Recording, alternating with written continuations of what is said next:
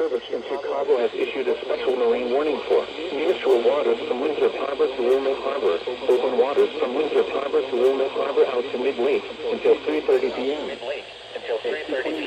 A strong thunderstorm was located near Waukegan Harbor, moving northeast at 15 knots.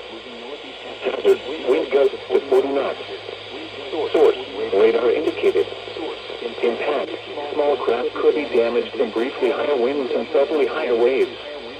Locations impacted include Winthrop Harbor and Waukegan Harbor. Move to safe harbor immediately as gusty winds and high waves are expected.